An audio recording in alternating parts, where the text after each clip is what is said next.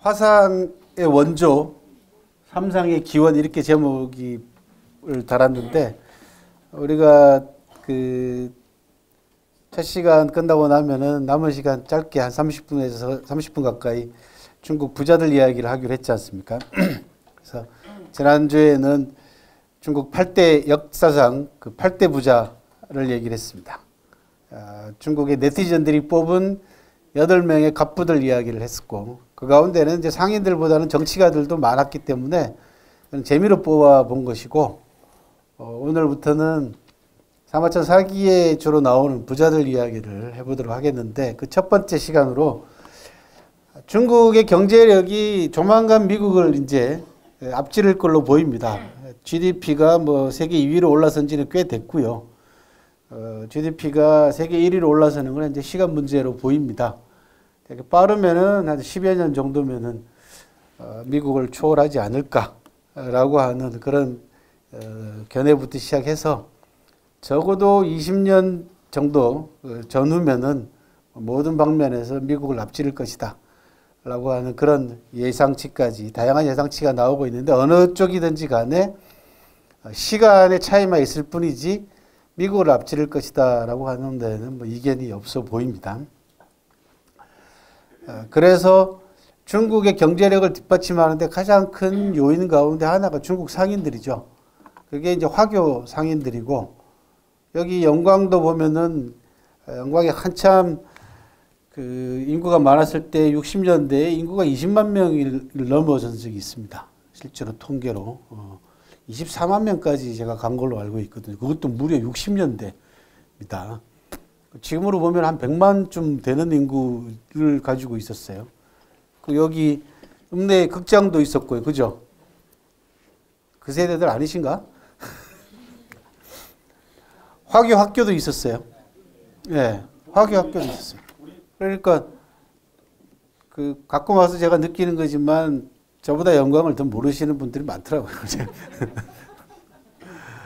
그리고 그 중국성 가고 영안반점 형제들이 다 중국 분들이잖아요. 그죠? 예, 그런 분들을 화교라고 합니다.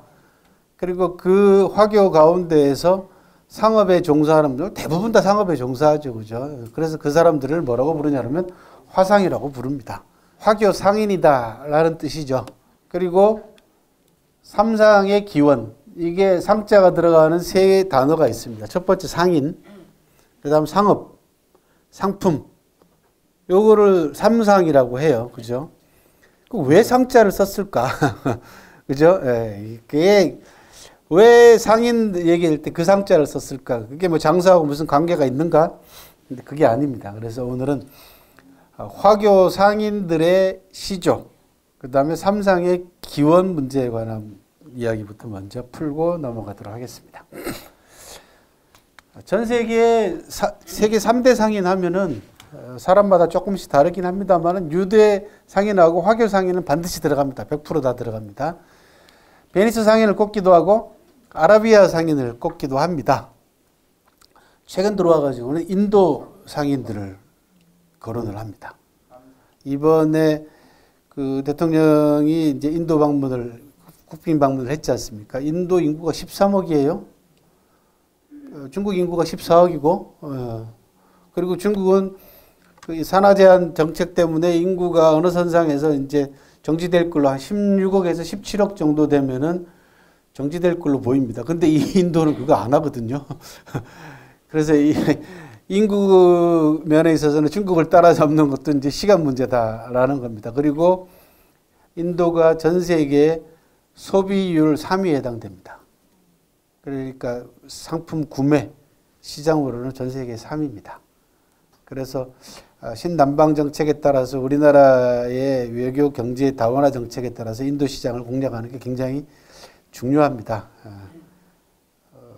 그런 점에서 이번 외교가 상당히 뜻깊은 방문이 외교가 됐습니다.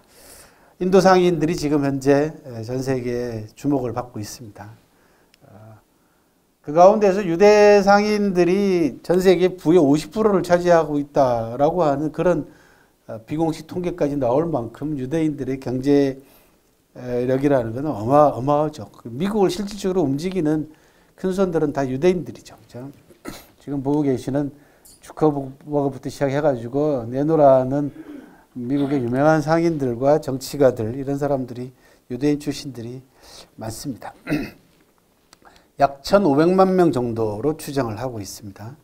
그리고 유대 상인들 못지않게 전 세계 경제를 움직여가는 또 하나의 상인들이 화교 상인입니다. 화상들입니다. 5천만 명 가까이 화교 상인들이 전 세계에 퍼져 있습니다. 이들이 전 세계의 경제력을 움직이는 것, 특히 동남아시아 경제력은 화상들이 다 쥐고 있습니다. 이제 그런 화교 상인들의 뿌리 이야기가 되겠습니다. 오늘 이 시간에는 말씀드린 대로 상인과 상업과 상품을 삼상이라고 합니다. 상자가 3개 들어간다고 해서 그런데 상인은 상나라 사람이라는 뜻이에요. 그 나라 이름입니다. 중국의 역사 보면은 하상주 또는 하은주라고 하죠. 그죠? 사마천 사기에는 은나라라고 표현되어 있습니다. 하본기, 은본기 이렇게 은나라인데 이 은나라의 초기 도읍지가 상이었어요. 상나라 사람들은 여러 차례 도읍을 옮깁니다. 많게는 10차례 이상 옮겼다라고 하는 학자도 있고 대개 7차례 내지 8차례 정도 도읍을 옮기는데 초기 도읍지 이름이 상이야. 지명 이름입니다. 상이고 그 도읍지가 좀 전에 나중에 소개하게 될 상구시라고 하는 하남성에 남아있는 상구시가 상나라 초기 도읍지예요. 그런데 이 상나라 사람들이 상업에 종사를 많이 했습니다. 특히 상나라가 나중에 주나라한테 멸망하고 난 다음에 유민이라고 그러죠. 멸망한 사람들은 나라에 남은 사람들을 유민이라고 하는데 상나라의 유민들이 대부분 다 장사에 종사를 했다라고 합니다. 그리고 상나라 선조들도 상업에 종사한 기록이 있어요.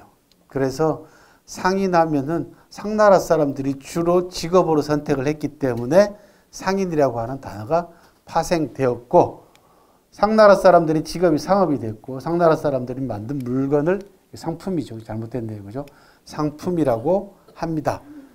그래서 그 3가지를 합쳐서 삼상이라고 하고 그 삼상의 시조에 관한 이야기가 되겠어요.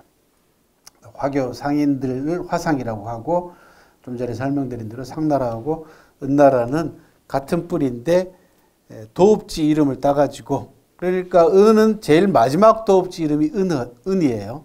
그래서 그 남은 은의 남은 마지막 도읍지를 중국 사람들은 은허라고 그러니까 그 터 얘기해요. 은의 터, 은나라의 터를 은허라고 얘기합니다.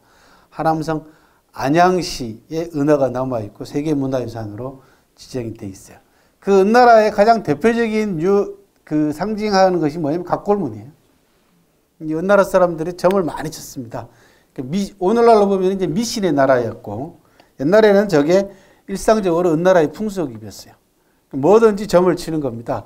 근데 그 점을 치는 걸로 끝나는 것이 아니라 그 점친 내용을 이런 짐승뼈다귀에다가 기록을 해요. 칼로 새기거나 글자를 써가지고 그렇게 해서 남은 문자를 갑골문이라고 얘기를 하죠. 그죠? 그래서 중국 초기 한자의 역사를 연구하는 데 있어서 결정적인 증거가 됩니다. 초기 한자죠. 그러니까 은나라의 건국연도가 기원전 1060년이란 말이죠. 1600년이란 말이에요. 그러니까 지금부터 3600년 전에 건국이 됐고 그 전부터 불화국으로 존재했기 때문에 약 4000년 전부터 이런 기록으로 갑골문이라고 하는 문자를 사용을 해왔습니다. 그래서 한자의 원형입니다. 이게. 그런데 연구를 해보니까 이 갑골문에 사용된 한자의 사용제가 문장도 제대로 잘 갖춰져 있고 문법 구조도 잘 갖춰져 있어요. 그렇다 그러면 이게 초기 문자이긴 한데 적어도 이 이전의 문자도 있어야만이 이런 문자 사용이 가능하다는 거죠. 그런데 아직까지 갑골문 이전의 문자가 발견이 되고 있지 않아요.